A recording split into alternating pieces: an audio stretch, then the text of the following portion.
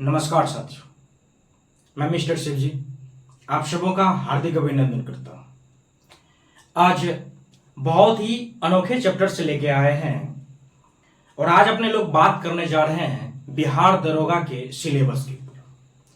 साथियों, सिलेबस के साथ साथ पूरी जानकारी लेंगे।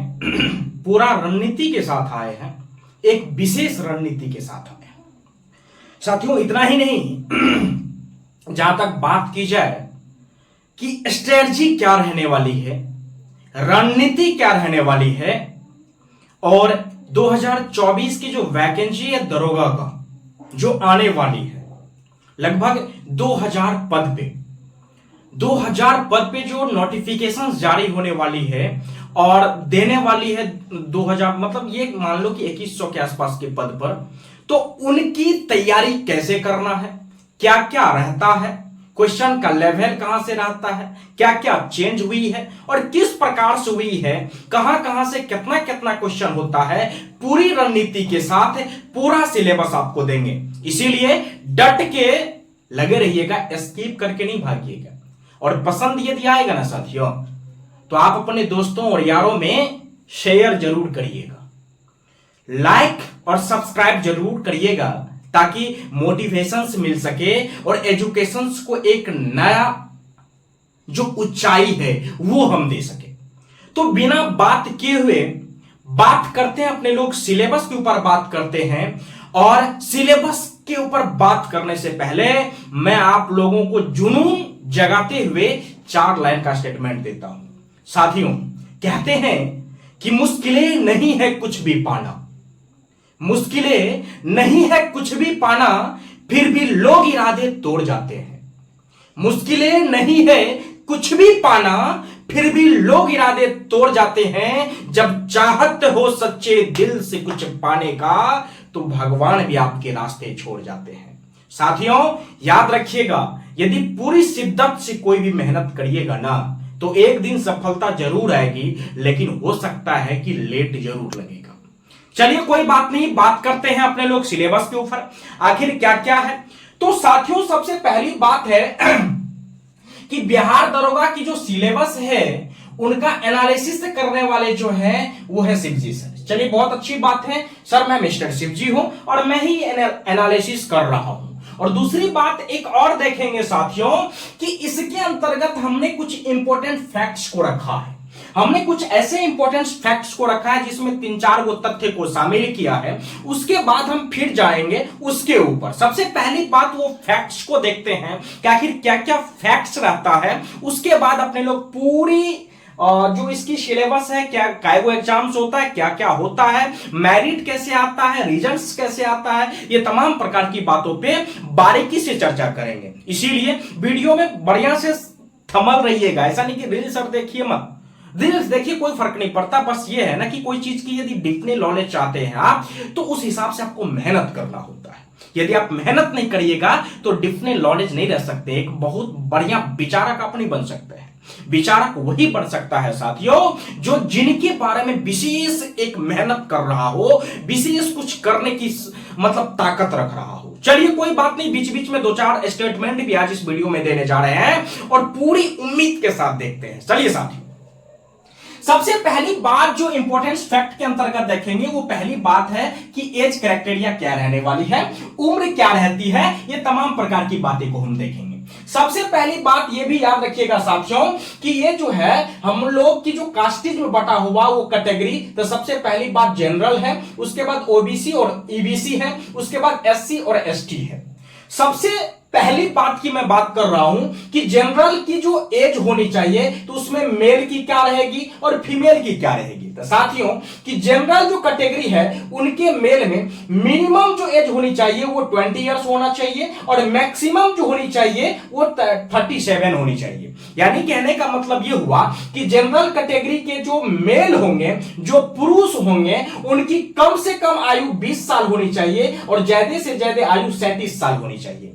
वहीं यदि हम फीमेल की बात करें, जनरल कैटेगरी के फीमेल की, तो फीमेल की कम से कम होगी तो 20 वर्ष और ज्यादा से ज्यादा होगी तो 40 वर्ष। ध्यान से सुनिएगा, काय मर्तबा एज क्राइटेरिया को लेकर भी प्रॉब्लम्स फंसती है, इसीलिए बारीकी से वीडियो को देखिएगा। अब वीडियो में सही में आपको मेहनत नजर आएगा, सही में रिसर्च नजर आएगा, तो याद रखिए दिल पे हाथ रख करके शेयर जरूर करिएगा साथियों।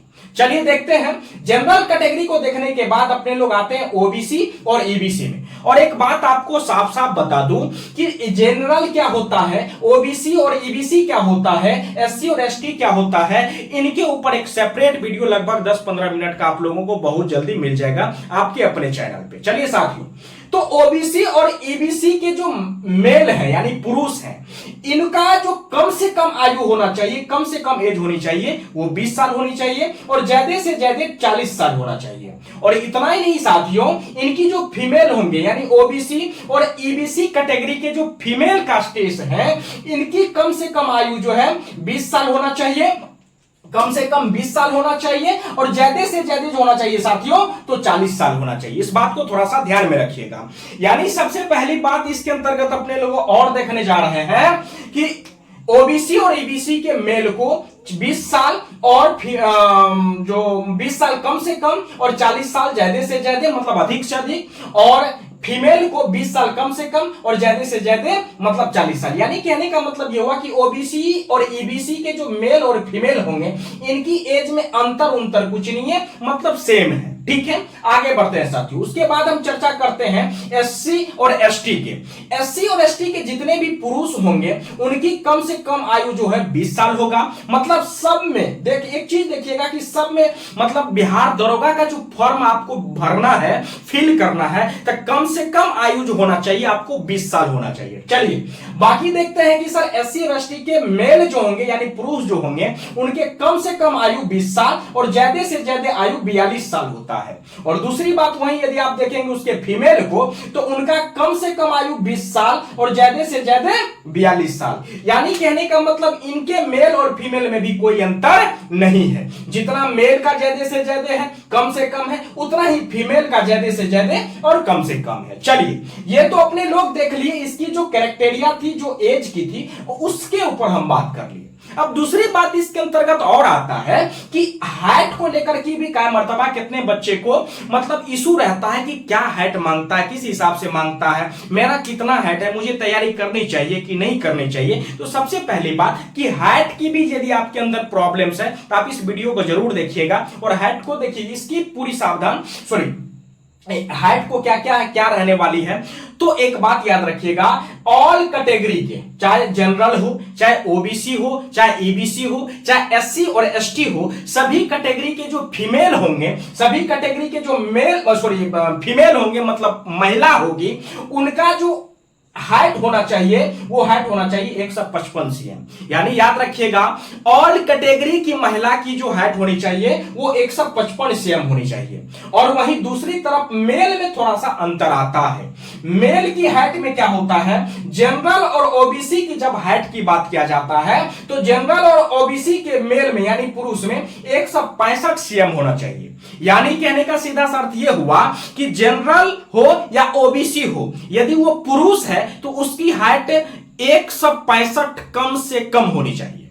और दूसरी बात वहीं यदि आप ईबीसी और एससी एसटी का बात करिएगा मेल में, तो ईबीसी और एससी एसटी में 160 सीएम चाहिए, कम से कम 160 सीएम होना चाहिए। लेकिन महिला में चाहे वो ओबीसी हो, चाहे ईबीसी हो, चाहे एससी एसटी हो, चाहे वो जनरल हो, भाई सबको 155 चाहिए। चलिए तो अपने लोग बात कर लिए एज के ऊपर, अपने लोग बात कर लिए हाइट के ऊपर। अब यह बात ध्यान रखिएगा, तीसरा तथ्य इसके अंतर्गत है कि सर कौन भर सकता है बिहार दरोगा की फॉर्म को, कौन फिल कर सकता है बिहार दरोगा के फॉर्म को। तो याद रखिए, वही लड़का या वही लड़की, वही पुरुष और वही महिला भर सकता है जिसका कम से कम एजुकेशन जो क्वालिफिकेशन है वो ऑनर्स हो, मतलब वो ऑनर्स पास होना चाहिए, चाहे स्ट्रीम कोई भी, कोई फर्क नहीं पड़ता। चलिए तो तीसरी बात ये भी कंप्लीट हो गया कि कोई भी महिला या कोई भी पुरुष यदि ऑनर्स पास है तो वो बिहार दरोगा का फॉर्म फिल कर सकता है। लेकिन चौथी बात यहां से ये आता है कि सर क्या इसमें नेगेटिव मार्किंग होती है या नेगेटिव मार्किंग नहीं होती है। जी हाँ साथियों, इसमें नेगेटिव मार्किंग होती है, इस बात को याद रखिएगा। इसमें नेगेटिव मार्किंग जो है वो होती है, यानी यस होती है, लेकिन कैसे? तो 1/10 होती है साथियों, 1/10। यानी कहने का मतलब यह हुआ कि यदि आपका 10 गो सवाल, 10 प्रश्न यदि गलत होता है तो एक प्रश्न का जितना मार्क होगा, यानी एक प्रश्न का 2 मार्क होगा, तो वो 2 मार्क काट लिया जाएगा। तो वहां से यदि देखिएगा एक प्रश्न यदि आपकी गलत होती है तो 0.2 मार्क आपका कट जाता है। इसीलिए आप देखिएगा कि 10 प्रश्न यदि गलत होता है तो 2 मार्क आपका कटता है। तो वहां से 1/10 यानी 10 प्रश्न की गलती पर, 10 क्वेश्चन की गलती पर आपके एक सही क्वेश्चन के जो अंक होंगे, सही क्वेश्चन का जो मार्क्स मिलेगा वो भी आपसे काट लिया जाता है। यानी कहने का सीधा सा अर्थ ये हुआ कि 10 क्वेश्चन गलती हुआ तो 20 मार्क तो गलत हो गया, लेकिन एक जो सही हुआ था 2 मार्क, यानी वो 2 मार्क कट जाएगा, टोटली 22 मार्क आपका कट जाएगा। इस बात को ध्यान में रखिएगा। तो इंपॉर्टेंस फैक्ट्स के अंतर्गत अपने लोग ने 4 तथ्य को रखा, जिसमें पहली बात एज है, दूसरी बात जो है हाइट है, और तीसरी बात की योग्यता क्या है, और चौथी बात की नेगेटिव मार्किंग है या नहीं है। चलिए इसको क्लियर करने के तत्पश्चात अब अपने लोग आते हैं इसके मुख्य रूप से सिलेबस के ऊपर। अच्छा साथियों, सबसे पहली बात है कि बिहार दरोगा यदि आपको बनना है, और बिहार दरोगा मतलब सब इंस्पेक्टर, एसआई यदि आपको बनना है, सब इंस्पेक्टर बनना है, तो कुछ कुछ क्राइटेरिया को फिल करना होता है जो आपने इसे पहले देखा। अब आप देखिएगा कि आपको एसआई बनने से पहले 3 प्रकार की सफर करना होता है, 3 गो गेट को पास करना होता है। पहली बात की प्री, दूसरी बात मेंस, और तीसरी बात फिजिकल। बड़ी बात यह नहीं है कि आप प्री क्वालिफाई कर जाते हैं, और यह भी बड़ी बात नहीं कि आप मेंस क्वालिफाई कर जाते हैं, और यह भी बड़ी बात नहीं है साथियों कि आप फिजिकल भी क्वालिफाई कर जाते हैं। साथियों बड़ी बात तो यह है कि आप मेरिट में नाम ले पाते हैं या नहीं ले पाते हैं। तो मेरिट में नाम आएगी कहां से, कैसे आएगी, किस प्रकार से आएगी, इस बात को थोड़ा सा देखना है।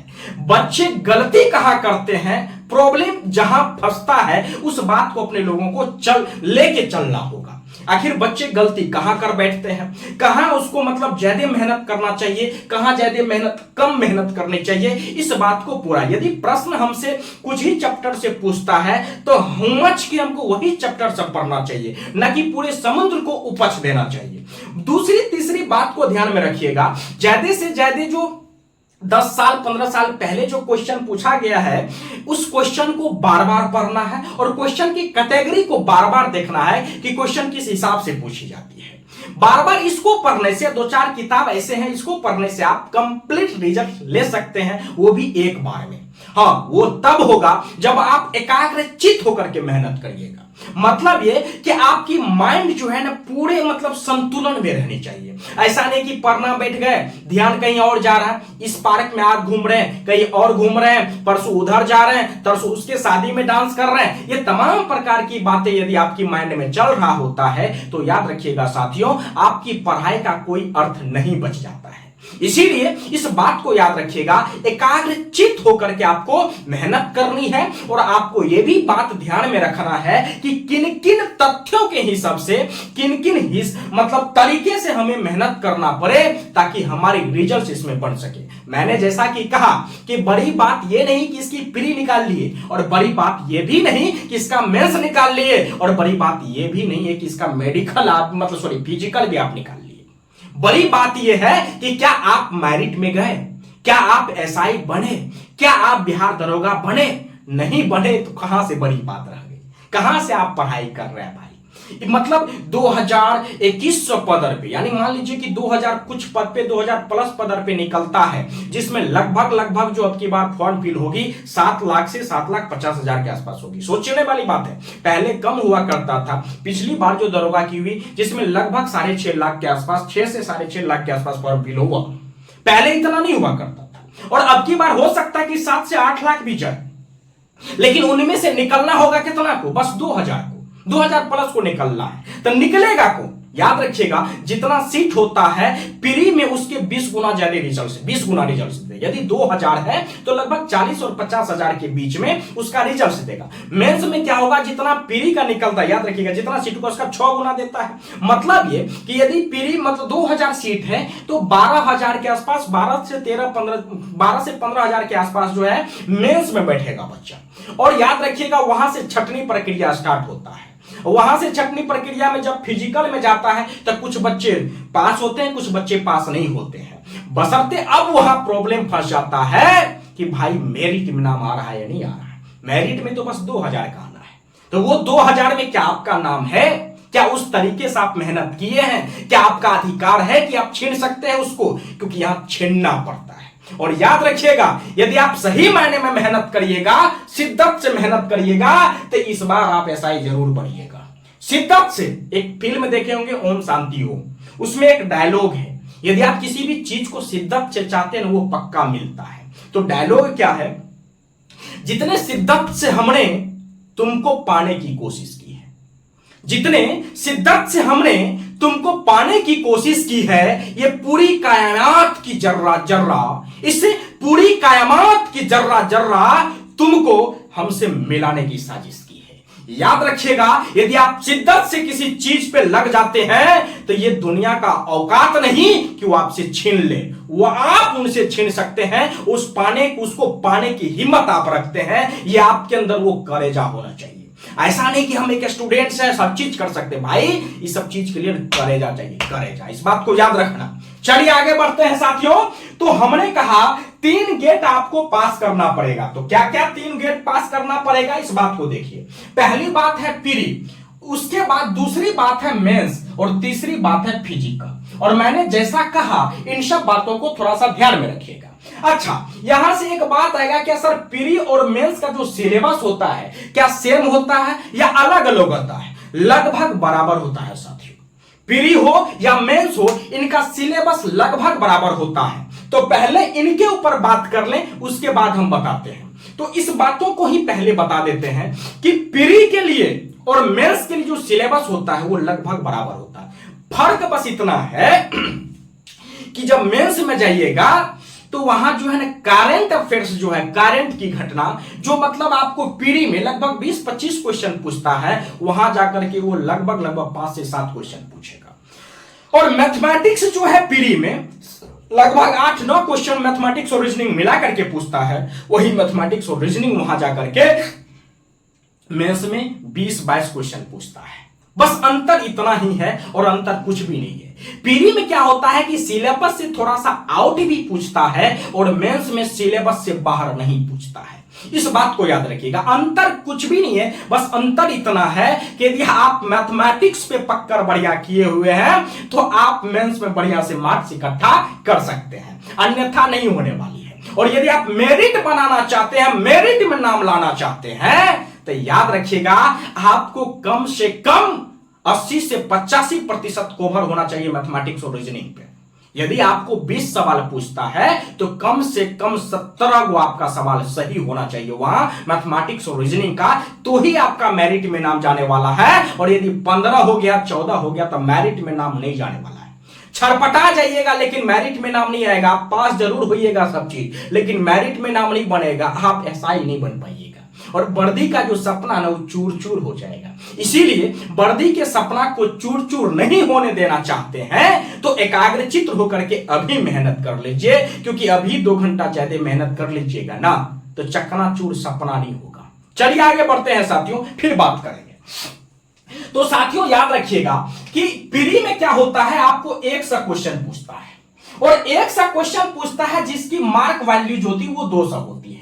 इसका अर्थ सही सा ये हुआ साथियों कि एक क्वेश्चन 2 मार्क का होता है। तो आप याद रखिएगा, एक सा क्वेश्चन पूछेगा और वो 200 मार्क का होगा तो एक क्वेश्चन 2 मार्क का पड़ता है। इस बात को थोड़ा सा ध्यान में रखिएगा। अच्छा साथियों, दूसरा बात, प्री में आखिर कौन कौन से सब्जेक्ट से क्वेश्चन होते हैं इसकी पूरी जानकारी लेते हैं। तो साथियों याद रखिएगा, आप जिसको आर्ट्स स्ट्रीम्स कहते हैं, तो आर्ट्स से जो क्वेश्चन पूछा जाता है जिसको हम जनरल नॉलेज कहते हैं, जीके कहते हैं, लगभग 45 से 50 क्वेश्चन वहां से पूछा जाता है। तो 45 से 50 क्वेश्चन को क्लियर कैसे करें, किसको ज्यादा पढ़े किसको कम पढ़े, इस बात को थोड़ा सा ध्यान में रखिएगा। अच्छा, एक बात याद रखिएगा, जीके के अंतर्गत जो हिस्ट्री है वो हिस्ट्री से लगभग 16 को क्वेश्चन पूछता है, पूरे हिस्ट्री से। अच्छा, एक बात और याद रखिएगा, पूरे हिस्ट्री में एंशिएंट हिस्ट्री से लगभग क्वेश्चन आप 2-4-5 साल का पीछे वाला जब देखिएगा तो औसतन यदि क्वेश्चन पूछने का औसत निकालिएगा, एवरेज निकालिएगा, तो आपको वही 4 या 5 क्वेश्चन का एवरेज आएगा।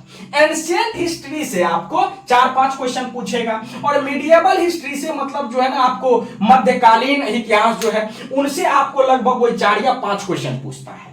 और अकेला मॉडर्न हिस्ट्री जो है साथियों, मॉडर्न आधुनिक इतिहास, उससे लगभग 8-9 क्वेश्चन अकेला पूछ लेता है। यानी कहने का मतलब ये, यदि एवरेज के हिसाब से एंशिएंट में आपको 4 क्वेश्चन, मीडिएवल में 4 क्वेश्चन और मॉडर्न में अकेले 8 क्वेश्चन, इन दोनों के बराबर क्वेश्चन पूछता है। जबकि एंशिएंट जो है तगड़ा मतलब लंबा है, और मीडिएवल उससे भी लंबा है, लेकिन छोटा है साथियों मॉडर्न। और याद रखने योग्य तथ्य है, आप इसमें एंशिएंट में और आप मीडिएवल में जब जाइएगा तो आपको डेट का लोचा होगा, आपको नाम का लोचा होगा, आप भयंकर कंफ्यूजन में फंस जाते हैं, हर कोई फंसता है। लेकिन मॉडर्न में जब आप पढ़ते हैं ना तो मॉडर्न को आप ख्याल रख पाते हैं। इसीलिए हम कहते हैं साथियों कि हमारी जो विचारधारा है, हमारी जो तैयारी की व्यवस्था है, जो हमारी अनुभव रही है, जो मैं आपको मतलब आपके पास परोस रहा, आपको शेयर कर रहा हूं, इस बात को थोड़ा सा ध्यान रखिएगा। वर्षों का मेरा भी अनुभव रहा है, घंटों घंटों पढ़ने का अनुभव रहा है। यदि आप 12 घंटा पढ़ रहे हो ना साथियों, हम भी लगातार 14 घंटा 15 घंटा मेहनत करते हैं साथियों पढ़ा करके। इस बात को समझिएगा और समझने की कोशिश करिएगा। तो आपको ज्यादा मेहनत करना चाहिए मॉडर्न हिस्ट्री पर। सबसे पहली बात, मॉडर्न हिस्ट्री को आप ज्यादा मेहनत करिए, इसको पकड़ लीजिए, ठीक है। और इनसे 2-4-5 ऐसे 7 चैप्टर है जिनसे ये पूरा क्वेश्चन आ जाएगा। इसमें भी 4-5-7 चैप्टर ऐसे हैं जिसमें पूरा क्वेश्चन आएगा। पूरा जब लेके आएंगे ना चैप्टर वाइज, तो वहां बताते जाएंगे कि कहां से कितना क्वेश्चन आप कवर कर सकते हैं। चलिए आगे बढ़ जाते हैं। उसके बाद जो बढ़िया पकड़ सकते हैं आप, कोई मतलब क्या कहते हैं बिसरने की, कंफ्यूजन की कोई लोचा नहीं है, तो वो ज्योग्राफी और पॉलिटी है। इस बात को याद रखिएगा। तो ज्योग्राफी जो है साथियों, ज्योग्राफी भी 2 गो, एगो वर्ल्ड ज्योग्राफी और दूसरा इंडियन ज्योग्राफी। तो वर्ल्ड ज्योग्राफी से साथियों क्या होता है, 6 क्वेश्चन पूछता है, और इंडियन ज्योग्राफी से लगभग औसतन के हिसाब से 10 क्वेश्चन पूछता है।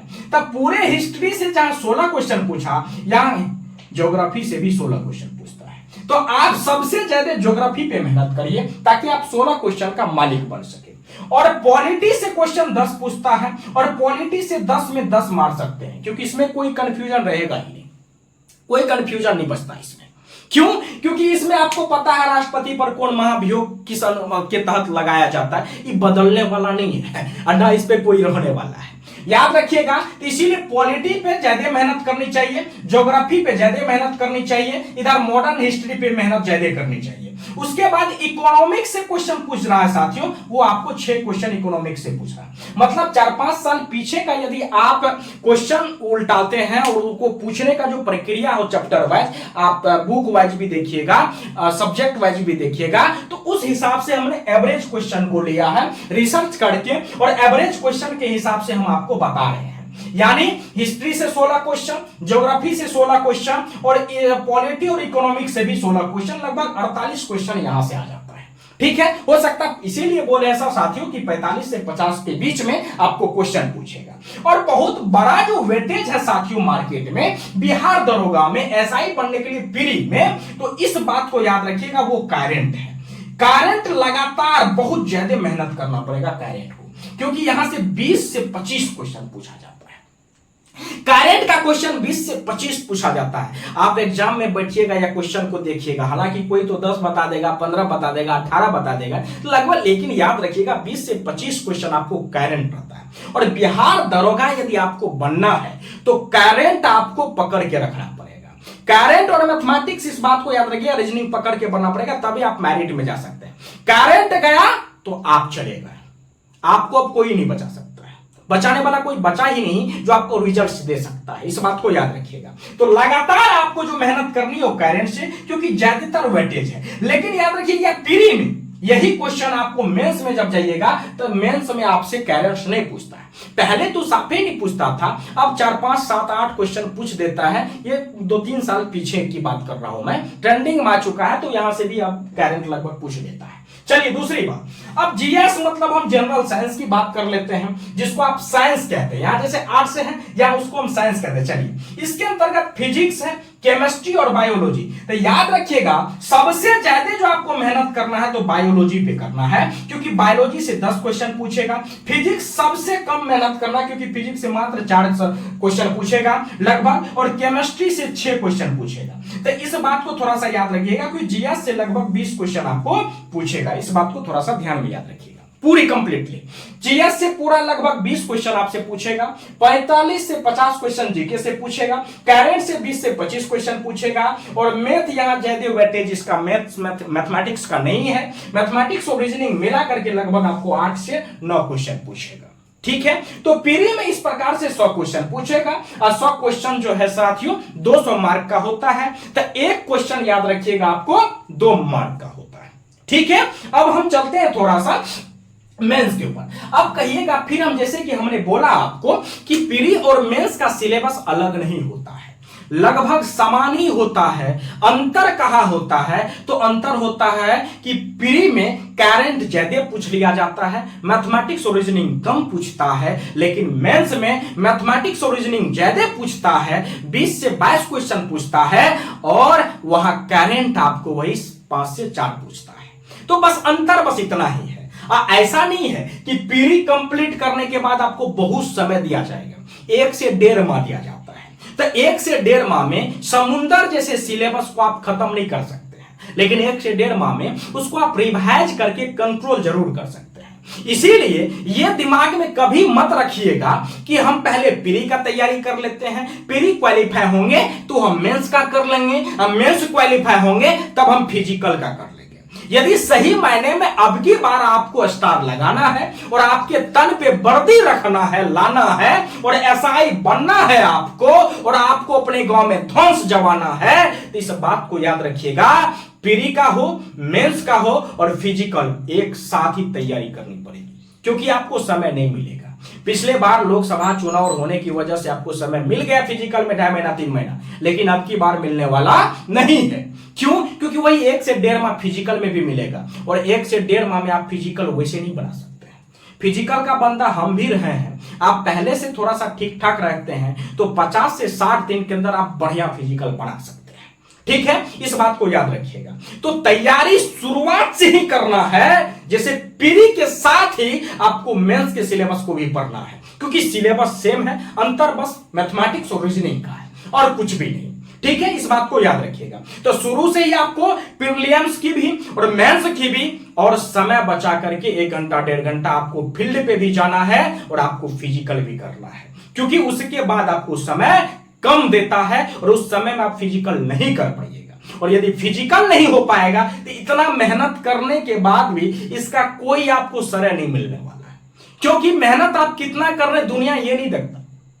दुनिया ये देख रहा है कि सही मायने आप सब सक्सेस कितना हो रहे हैं, क्या आपको सफलता हाथ लग रही है या नहीं लग रही। सफलता हाथ लग रही है तो आपका नाम होगा, सफलता हाथ नहीं लग रही है तो आपका कोई नाम होने वाला नहीं है। दुनिया सीधा आपको कहेगा कि ये निकम्मा है, निष्ठुर है, कोई मेहनत नहीं करता, कामचोर है। इस बात को याद रखिएगा।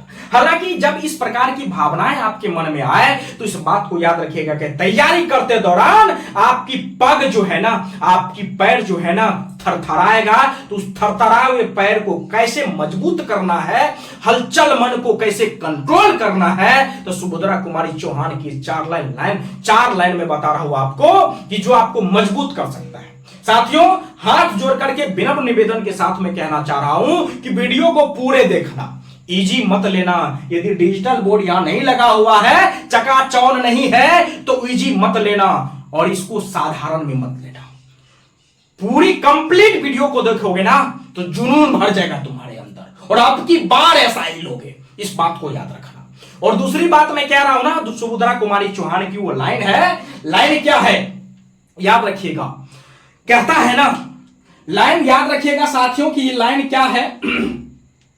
एक हिमालय पर्वत है नेपाल के काठमांडू में, हिमालय पर्वत, इस सब के बारे में जानकारी रहता है, यहां से क्वेश्चन भी पूछा जाता है, तो पढ़ाते वक्त ज्योग्राफी को पढ़ाएंगे तो वहां बताएंगे, ठीक है। तो हिमालय पर्वत के ऊपर 4 लाइन बढ़िया से सुभद्रा कुमारी चौहान ने लिखा, वो अपने लोगों के लिए भी और खास करके आप लोगों के लिए मोटिवेशन लाइन है। कहता क्या है, खड़ा हिमालय बता रहा है डरो न अंधे पानी से, खड़ा हिमालय बता रहा है डरो न आंधी पानी से, खड़े रहो तुम अविचल होकर, अविचल का मतलब बिना डरे हुए, खड़े रहो तुम अविचल होकर सब संकट तूफानों में। याद रखना, जिस रोज ये तरीका सीख गया ना, चाहे कितनी भी स्थितियां खराब हो, चाहे कितनी भी परिस्थितियां खराब हो, चाहे आंधी आओ या तूफान, कोई फर्क नहीं पड़ता है, चट्टान की तरह मेहनत करना प्रारंभ कर दो साथियों, सफलता आपकी पैर छूएगा।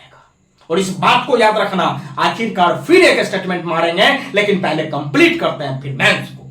चलिए, मेंस में भी आपको 200 क्वेश्चन पूछेगा साथियों, सॉरी 100 क्वेश्चन पूछेगा, सॉरी सर सॉरी, 100 क्वेश्चन पूछेगा, 100 क्वेश्चन 200 मार्क का होगा, यहां भी एक क्वेश्चन 2 मार्क का होगा। लेकिन याद रखिएगा, जब भी मेंस होगा तो 2 फेज में होगा, एक फर्स्ट होता है और दूसरा सेकंड होता है। फर्स्ट में क्या होता है साथियों, तो जनरल लैंग्वेज का होगा और सेकंड में आपको जीएस का होगा। याद रखिएगा, रिजल्ट जो बनेगी साथियों, रिजल्ट जो बनेगी तो ये सेकंड से बनेगा, यानी जीएस से बनेगा। ये सिर्फ और सिर्फ आपको पास करना होता है, इसमें 30 मार्क प्लस 30 प्लस मार्क चाहिए, बस और कुछ भी नहीं। जनरल लैंग्वेज का जो मतलब फर्स्ट में जो जनरल लैंग्वेज का होता है उसमें भी आपको 100 क्वेश्चन रहता है, और 100 क्वेश्चन, एक क्वेश्चन 2 मार्क का, यानी यहां भी 200 क्वेश्चन का मतलब 200 मार्क का आपको हिंदी भी पूछेगा। हिंदी में हिंदी के साथ साथ ग्रामर भी रहती है, इस बात को याद रखिएगा, हिंदी ग्रामर। चलिए, तो इसमें सिर्फ पास करना होता है, इस पे इतना मेहनत करिए कि आप पास कर सके। लेकिन मेहनत कहां करना है, तो याद रखिएगा साथियों, जीएस के ऊपर, जहां से आपकी रिजल्ट्स बनती है, जहां से आप रिजल्ट्स निकालते हैं, जहां से आपकी एक नाम और पहचान एक अलग होता है, तो इस पे उतना ही मेहनत करना है जितना कि भाई हम पास कर सके, 30 प्लस भी। लेकिन होता क्या है कि आप बच्चे से पढ़े होते हैं, हिंदी व्याकरण, बच्चा मतलब हर कोई लगभग 60 प्लस मारिए लेता है, ठीक है। चलिए, कोई फर्क नहीं, क्योंकि इसका मार्क कोई मतलब आपको जुड़ना नहीं, पास करना होता है, इस बात को याद रखिएगा, पास फेल नहीं होनी चाहिए, ठीक। लेकिन जीएस के अंतर्गत आप इसके अंतर्गत इसमें भी 100 क्वेश्चन पूछेगा, 100 क्वेश्चन 200 मार्क का होता है, क्योंकि एक क्वेश्चन 2 मार्क का होता है, और इसमें आपको कट ऑफ में आना होता है, तब जाकर के, ऐसा नहीं कि यहां पासिंग होना चाहिए, यहां पास होने से कोई फर्क नहीं पड़ता। चलिए, तो मेंस भी हम समझ लिए और प्री भी समझ लिए। जब ये गेट मतलब आप तोड़ के बाहर जाते हैं, ये गेट तोड़ने के बाद एक भव्य गेट मिलेगा, फिर इसको तोड़ना पड़ेगा, और जब इसको तोड़ते हैं तो फिर एक भव्य गेट मिलता है, इसको तोड़ना होता है, और जब ये तीनों टूट जाता है तब याद रखिएगा कि तब क्या करिएगा, तो तब इस बात को याद रखिएगा कि आप मेहनत कितना करके आए हैं, तब ये मेरिट में नाम जाने वाला है, ठीक है। चलिए, ध्यान से सुनिएगा। तब मेल जो यहां देखिएगा, फिजिकल क्या हो, फिजिकल के बारे में भी थोड़ा जानकारी अपने लोग रखते हैं, आखिर फिजिकल क्या क्या है, कैसे है। तो याद रखिएगा, फिजिकल पहली बात है मेल, मेल का मतलब होता है सर पुरुष, मेल का मतलब होता है पुरुष, इस बात को याद रखिएगा। तब मेल यानी रनिंग जो होना चाहिए मतलब पुरुष का, तो वो 1600 मीटर का रनिंग मांगता है, जो 6.5 मिनट के अंदर होना चाहिए, मतलब 6 मिनट 30 सेकंड के अंदर, ठीक है। 30 मिनट 6 सेकंड के अंदर आप यदि 1600 मीटर दौड़ जाते हैं तो आप रनिंग क्वालिफाई हो जाते हैं। उसके बाद आपको लॉन्ग जंप होता है, लॉन्ग जंप आपको 12 फीट होता है, मतलब मेल की बात कर रहा हूं मैं। फिजिकल में मेल को जो है लॉन्ग जंप 12 फीट होता है, 12 फीट कम से कम कूदना होगा। उसके बाद हाई जंप में कम से कम 4 फीट कूदना होगा, और गोला जो फेंकना होगा वो 8 केजी का यानी लगभग 16 पाउंड का गोला होता है, जिसको कम से कम 16 फीट आपको फेंकना होता है, इस बात को याद रखिएगा। तो फिजिकल पास करने के लिए कोई भी, चाहे यहाँ कैटेगरी चाहे जनरल हो, चाहे SC ST हो, चाहे OBC हो, चाहे EBC हो, सबके लिए यहाँ बराबर, यहाँ कोनो छूट मिलने वाला नहीं है। यहाँ 6.5 मिनट में आपको 1600 मीटर रनिंग करना ही पड़ेगा, 12 फीट लॉन्ग जंप आपको करना ही पड़ेगा, 4 फीट आपको हाई जंप करना ही पड़ेगा, 16 पाउंड का गोला आपको 16 फीट फेंकना ही पड़ेगा। मतलब ये कि 8 किलो का 8 किलोग्राम का 8 केजी का गोला आपको 16 फीट फेंकना ही पड़ेगा। तो ये बात हो गया मेल का मतलब फिजिकल, चाहे कोई भी कैटेगरी से हो। सेम बात है फीमेल में भी, फीमेल में भी कैटेगरी कोई क्यों ना, उससे कोई फर्क पड़ने वाला नहीं है। फिजिकल में समान करना है, मेहनत तो करना पड़ेगा, ठीक है। रनिंग इसको जो है ना 1000 मीटर ही होता है, यानी 1 किलोमीटर 1000 मीटर, और 1000 मीटर 6 मिनट देता है। बहुत ही बढ़िया है लड़की के लिए कि 6 मिनट में 1000 मीटर आपको दौड़ना होता है। लॉन्ग जब आपको बस 9 फीट देता है, जबकि लड़का को यानी पुरुष को 12 फीट देता है और आपको लड़की को मात्र 9 फीट देता है। हाई जंप लड़का को देख लीजिएगा 4 फीट देता है और लड़की को यानी महिला को मतलब जो है 3 फीट देता है। उसके बाद गोला फेंक की बात करें तो गोला फीट इसको 10 फीट फेंकना होता है, वो भी कितना 6 kg का यानी 12 पाउंड का। तो याद रखिएगा, चाहे फीमेल या मेल किसी भी कास्टेज से हो, कोई कैटेगरी से हो, इससे कोई फर्क पड़ने वाला नहीं है। फिजिकल को तो फिजिकल डट के करना होगा, फिजिकल मजबूती के साथ करना होगा और अपने आप को झोंक देना होगा, क्योंकि यदि झोंकिएगा ना अपने आप को तो ही कल आपका नाम गूंजेगा। इस बात को याद रखिएगा। कभी भी कायरों की इतिहास नहीं लिखी जाती है, इतिहास योद्धा का लिखा जाता है, इतिहास वीरों का लिखा जाता है। तो याद रखिएगा, आप वीर में हैं या योद्धा में हैं या आप कायर हैं, वो आपके ऊपर डिपेंड करता है कि आप कर क्या रहे हैं। साथियों, एक बात मैं फिर आपको बता दूं, इतना आसान नहीं है स्टार वर्दी लेना। एसआई बनना इतना आसान नहीं है, इसको बनाना पड़ता है मेहनत से। यदि लगातार आप मेहनत करिएगा ना तो हर चीज को आप चुका सकते हैं। कहते हैं ना, हर पल पर तेरा ही नाम होगा, हर पल पर तेरा ही नाम होगा, हर कदमों पर दुनिया का सलाम होगा। हर पल पर तेरा ही नाम होगा, हर कदमों पर दुनिया का सलाम होगा। मुश्किलों का सामना हिम्मत से करना यारो, देखना एक दिन वक्त भी तेरा गुलाम होगा। साथियों, नमस्कार, प्रणाम। उम्मीद करते हैं कि ये आप लोगों को एक नया प्रयास आप लोगों को अच्छा लगे, बेहतर लगे। और दिल से कह रहा हूं साथियों कि अच्छा लगेगा ना तो शेयर जरूर करना, शेयर अपने रिश्तेदारों से, अपने दोस्तों के पास। सब्सक्राइब जरूर करना। कमेंट सेक्शंस खाली है, कमेंट भर भर के देना ताकि मोटिवेशंस जागृत हो और इस प्रकार की एजुकेशंस वीडियो आपके सामने ला सके। क्योंकि आप किसी भी प्रकार की सॉन्ग सुनते हैं तो वहां लाइक मारते हैं, कमेंट्स बार बार करते हैं, हर किसी को भेजते हैं। सैड सॉन्ग होता है तो अपने उसको भेज देते हैं। साथियों, कभी कभार इसको देखिए, क्योंकि जिंदगी सही मायने में यही है। एंटरटेन तब होता है ना साथियों जब आपका पॉकेट गर्म हो। बिना पॉकेट गर्म का एंटरटेन और मजाक की बात ही का नहीं रहता है। जब आप कमा रहे होते हैं, जब आपको एक रुतबा होता है, तब आप मजा भी करते हैं ना, तो उस मजा का एक कीमत होता है, उस मजा की एक अहमियत होती है। जब आप कुछ भी नहीं है ना, तो उस मजा का कोई अहमियत नहीं है। इसीलिए अच्छे शिक्षकों का सम्मान करिए। आपके लोकल एरिया में भी बहुत अच्छे शिक्षक हैं, उसकी सम्मान करिए, पहचान करिए, बड़े बुजुर्ग का आशीर्वाद लीजिए, पैर छू के प्रणाम करिए। धन्यवाद। मिलते हैं फिर अगले सेशन।